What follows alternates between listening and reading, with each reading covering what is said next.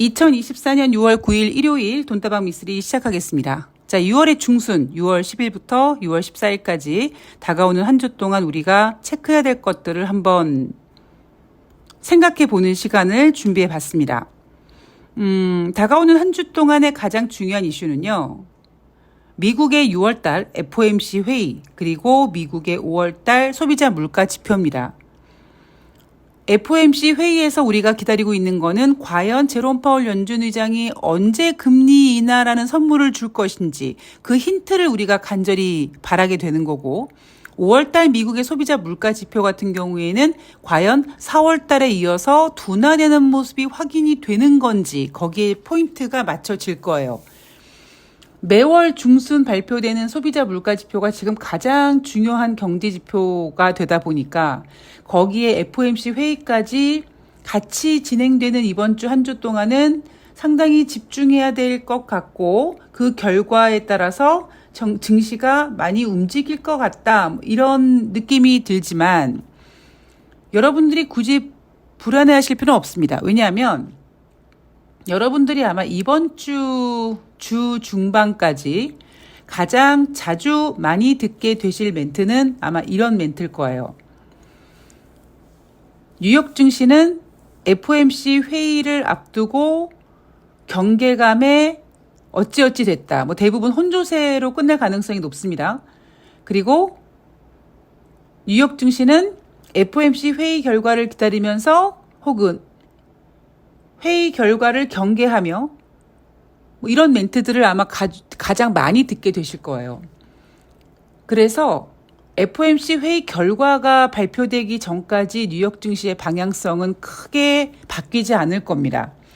왜냐하면 지금 뉴욕 증시 같은 경우는요, 엄청난 악재가 있는 것도 아니고 엄청난 호재가 있는 것도 아닙니다. 제가 어제 방송에서 5월달 미국의 비농업자 고용자 지수가 27만 명이 넘어갔다라고 막 호들갑을 떨고 고용지표가 너무 잘 나와서 금리 인하를 안 할 거다라고 하지만 그럼에도 불구하고 뉴욕 증시의 하락폭이 크지 않았다라고 말씀을 드렸잖아요. 그러니까 FOMC 회의 결과 전까지는 뉴욕 증시는 FOMC 회의 결과를 보면서 눈치를 보면서 경계하며 기다리며 이런 식으로 혼조세 혹은 소폭 하락, 소폭 상승 이런 식으로 방향성을 보이지 않을 가능성이 상당히 큽니다. 자, 오늘 돈다방 미쓰리 국내 증시 먼저 체크를 해볼 텐데요. 6월 7일 금요일, 지난주 금요일 코스피는 33포인트 상승해서 2,722포인트로 마감을 했습니다. 자, 5월 29일 2,600포인트로 주저앉은 지 7거래일 만에 2,700포인트에 도달됐다라고 하고 있고요. 제가 작년 연말경에 그리고 지난번 새날 방송에서도 말씀을 드렸듯이 올해는 세력주들이 판을 치는 해가 될 것이다 라는 이야기가 현실화되고 있죠. 당장 지난주만 하더라도요, 윤석열의 산유국 발언 관련돼서 석유주, 가스주, 그리고 최태원과 SK그룹에 관련된 이혼 소송에 관련된 지분 문제 때문에 SK그룹 관련주들이 또 들썩들썩했습니다. 그리고 금요일 같은 경우에는 또 상당히 뜬금없이 한국 김밥이 히트친다 이런 이슈가 나오면서 관련된 종목들이 강하게 움직이기도 했습니다. 이렇게 올해는요, 되게 뜬금없는, 생뚱맞은, 그런 종목들이 어느 날 갑자기 막 미친 듯이 올라가는, 그거를 이제 전형적인 선수들의 장이라고 하거든요. 그리고 지금 6월 달이잖아요. 아마 하반기로 갈수록 더 그런 모습이 강해질 가능성이 큽니다. 그러니까 여러분들 그런 시장에 대한 그림을 먼저 그려 놓으셨으면 좋겠어요. 자, 6월 10일부터 6월 14일까지 코스피 예상 밴드 NH투자증권은 2,630포인트에서 2,750포인트로 잡았습니다. 제가 오늘 방송을 위해서 자료들을 쭉 프린트하고 쭉 정독해 나가면서 어떤 생각이 들었냐면, 기자들이 증시 전망 자료를 작성하면서 돈다방 미스터리를 들었나? 라는 생각이 들 정도로 제가 여러분들한테 자주 언급했던 발언들이 나옵니다. 뭐 예를 들면 이런 거죠. 제가 뭐라고 합니까? 여러분 NH투자증권이요 2820포인트라고 했는데 못 맞췄어요. 그러자 민망하니까 고작 20포인트 하향 조정해서 2800이라고 했어요. 그러다가 2600포인트까지 막 내려오니까 코스피 예상밴드 상단을 2700으로 잡았어요. 뭐 이런 얘기 하지 않았습니까? NH투자증권이 6월 10일부터 6월 14일 코스피 예상밴드 2630에서 2750포인트로 잡았다라고 하니까 뭐라고 얘기하냐면 5월 중순만 하더라도 2820포인트라고 전망했는데 이를 후퇴시킨 것이다 라는 멘트를 합니다. 그리고 2차 전지와 바이오 업종을 중심으로 상승세가 나타날 예상이라고 하는데 제가 여러분 한 달 전인가요? 2달 전인가 뭐 세력주 뭐 이런 얘기하면서 제 생각으로는 아마 4월 달이지 않을까 했는데 그때 이제 올해는 바이오 업종이 좀 움직일 가능성이 있다라는 얘기를 해드렸습니다. 아까 말씀드렸던 대로 올해는 세력주들이 판을 칠 거고요. 세력들이 가장 잘 가지고 놀 수 있는 업종이 바이오 업종이기도 합니다. 대신에 여러분들 지난주에 석유 관련주 움직이는 거 보신 것처럼 왜 우리가 세력주라고 얘기하냐면 한낱 개인이 맥시멈으로 수익을 내기가 상당히 어려운 매매가 바로 세력주 매매입니다. 내가 주포가 아닌 이상은 쉽지가 않거든요. 그러니까 적당히 만약에 그런 강하게 움직이는 녀석을 매매하겠다. 내가 단타를 좀 치겠다라고 생각하시는 분들은 적당한 선에서 이렇게 끊어내시는 그러니까 적당한 선에서 수익을 실현하는 쪽으로 가야지 내가 이 종목의 고점을 잡겠어라는 무모한 생각을 했다가는 모든 상승할 때 벌었던 수익을 다 반납하고 오히려 원금까지 까먹을 수 있는 일이 벌어질 수 있으니까 너무 여러분들이 세력이라고 생각은 절대로 하시면 안 됩니다. 뭐 늘 말씀드리지만 주식은요 99명이 1명을 벌어 먹이는 게임이고 그냥 한낱 개인 투자자는 적당히 그냥 이렇게 숟가락만 얹어가지고 저 조금만 먹고 나갈게요 이렇게 하는 게 낫지 세력을 이기려고 하면 크게 당합니다. 경험자로서 말씀을 드리는 거예요. 자, 어쨌든 2차 전지와 바이오 업종을 중심으로 상승세가 나타날 가능성이 있다라고 하는데 뭐 저는 2차 전지, 바이오 업종라기보다는 정말 뜬금없는 테마들이 막 올라갈 가능성이 더 크다고 봅니다. 그리고 국내 증시는 6월 FOMC 회의 이후에는 이제 2분기 어닝 시즌으로 관심이 넘어갈 거다라고 국내 증권사 애널리스트들은 전망을 합니다. 그러면 기대감이 있으려면은 2분기 국내 상장 기업들의 실적이 좀 좋아야 되는데 글쎄요. 뚜껑을 열어봐야겠지만 우리는 지난번 1분기 어닝 시즌 재미없었잖아요. 2분기도 저는 뭐 그닥 그렇게 좋을 거라고 생각하지는 않습니다. 단지 애널리스트들은 계속 스토리를 만들어야 되다 보니까 6월달 FOMC 끝난 다음에 그러면 뭐 해야 돼? 라는 질문을 던졌을 때 에이 실적 시즌으로 넘어가니까 그쪽으로 관심을 두십시오 라고 얘기하는 거다라는 이야기를 좀 전해드리고 싶습니다. 자, 뉴욕 증시로 넘어가 볼게요.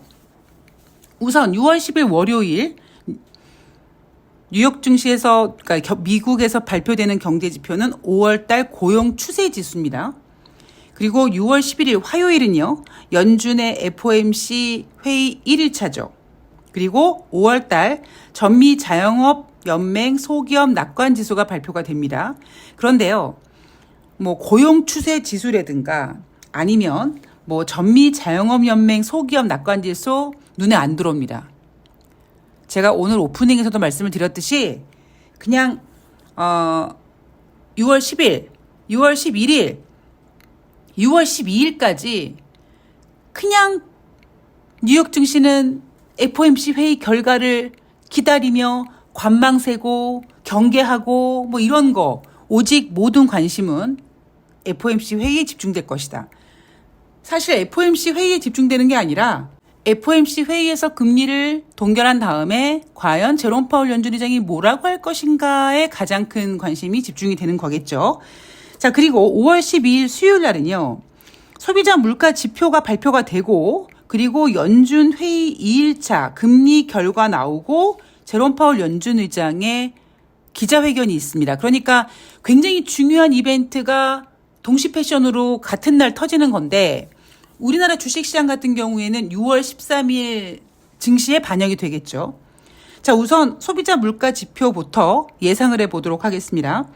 헤드라인 CPI, 그러니까 변동성이 큰 품목까지 다 포함된 5월달 미국의 소비자 물가 지표 전월 대비 0.1% 상승했을 것이라고 예상되고 있고요. 전년 동월 대비 3.4% 상승했을 거라고 예상되고 있습니다. 이거는요.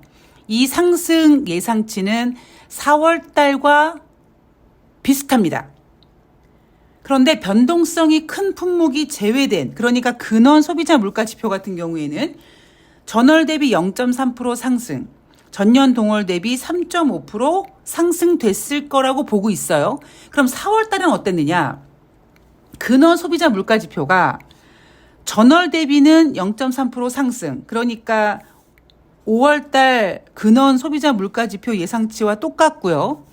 4월달 근원 소비자 물가 지표가 전년 동월 대비 3.6% 상승했기 때문에 만약에 5월달 근원 소비자 물가 지표가 지금 예상치만큼 3.5 증가됐을 거라고 본다면 4월 대비 근원 소비자 물가 지표는 전년 동월 대비로 비교했을 때 둔화됐다라고 분석될 수 있는 거죠. 지난 5월 중순에 발표된 4월달 미국의 소비자 물가 지표는요. 예상치를 조금 낮춰놨고 그 예상치만큼 나왔다라고 하면서 안도했습니다.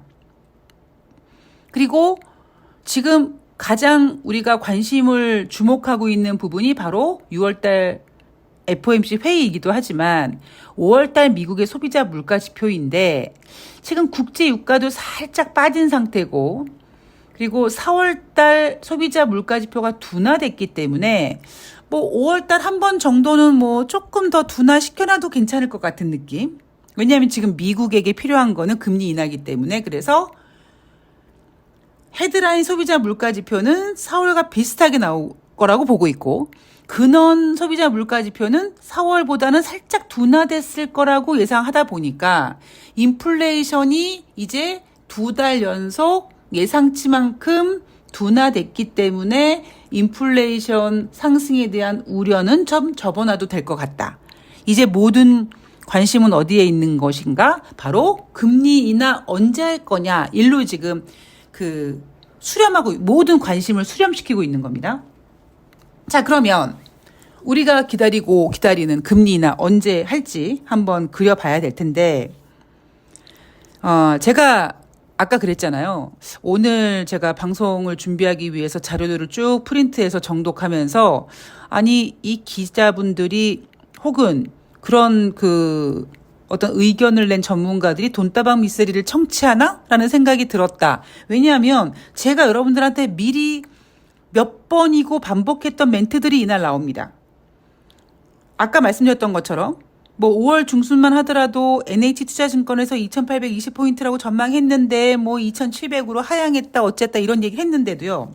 또 하나 뭐냐면 작년 후반에만 해도 2024년 올해 이르면 3월부터 시작해서 7번 금리 인하가 예상됐었다. 라고 얘기하면서 지금 현재 미국의 연방기금 금리 목표치는 23년 만에 가장 높은 수준이다라는 멘트를 합니다. 이거 제가 여러분들한테 굉장히 자주 해드리는 얘기잖아요.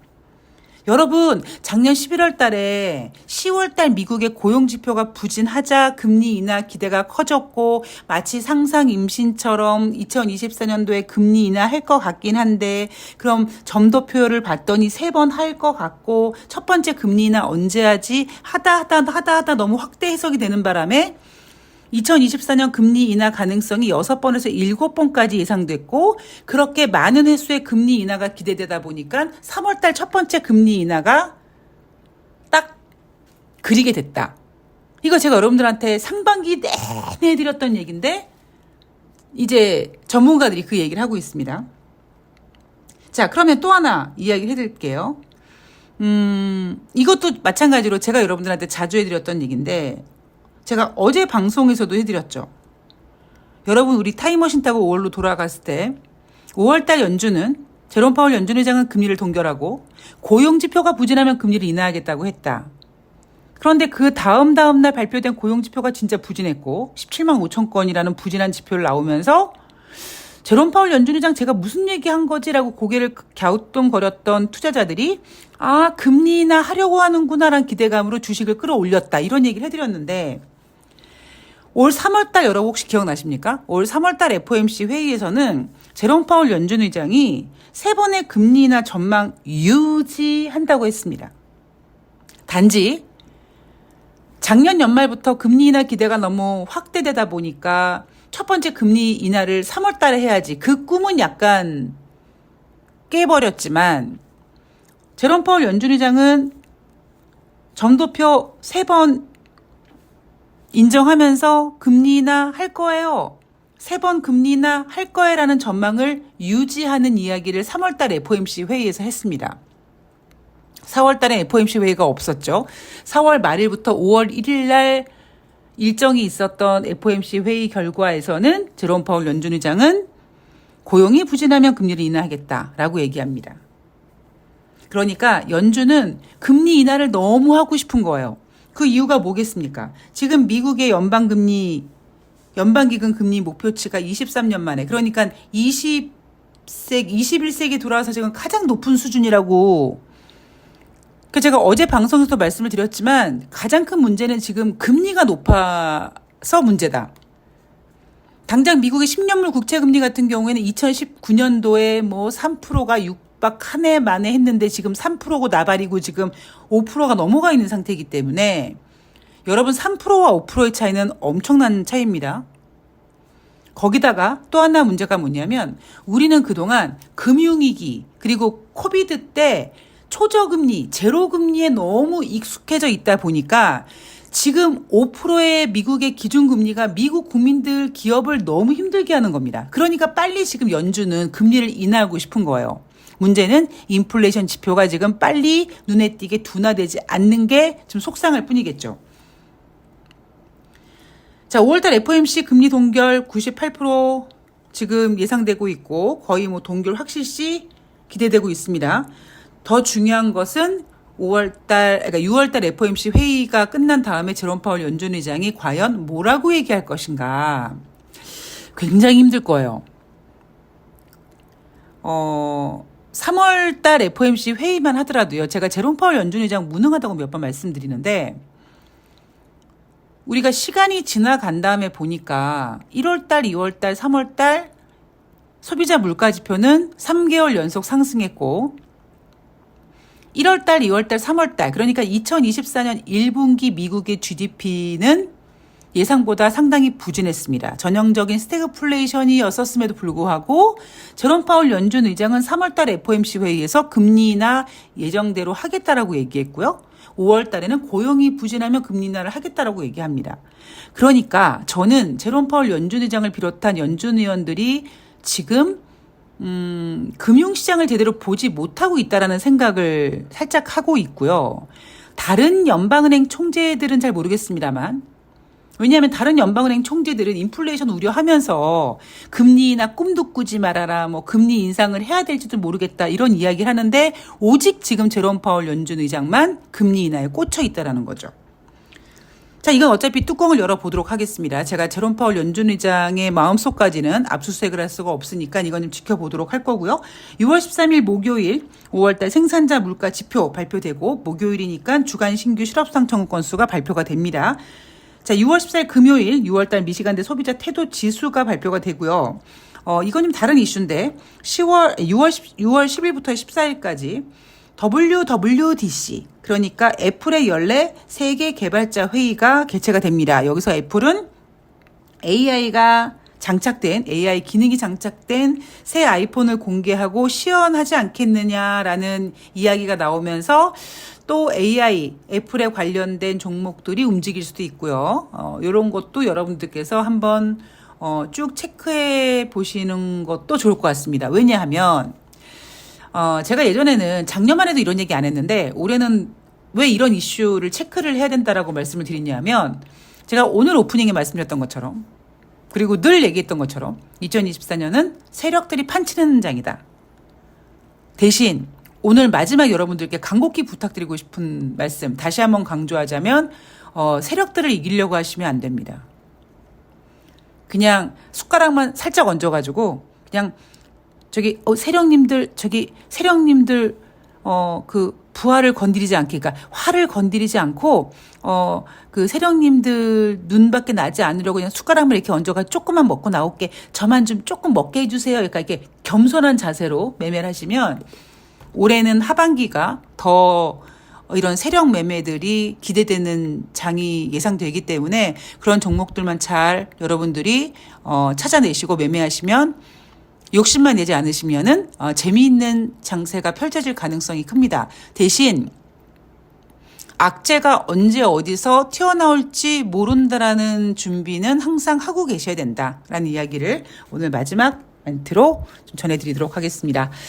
자, 또 내일서부터 한 주가 시작이 됩니다. 저는 일단 6월 10일 월요일 방송은 하루 쉴 거고요. 이제 매매에 집중을 다시 해야 되니까 6월 11일 화요일 날 6월 10일 월요일 뉴욕 증시 과연 미국의 고용 추세 지수 어떻게 나오는지, 그리고 월요일 뉴욕 증시 마감 현황에 대해서 미쓰리 예상대로 6월 달 FOMC 회의 경계감으로 이런 이야기가 나올지 잘 체크해서 여러분들께 전해드리도록 하겠습니다. 점점 날씨가 더워지니까 건강관리 잘 하시고요. 저는 화요일 돈다방 미쓰리에서 인사드리도록 하겠습니다. 고맙습니다.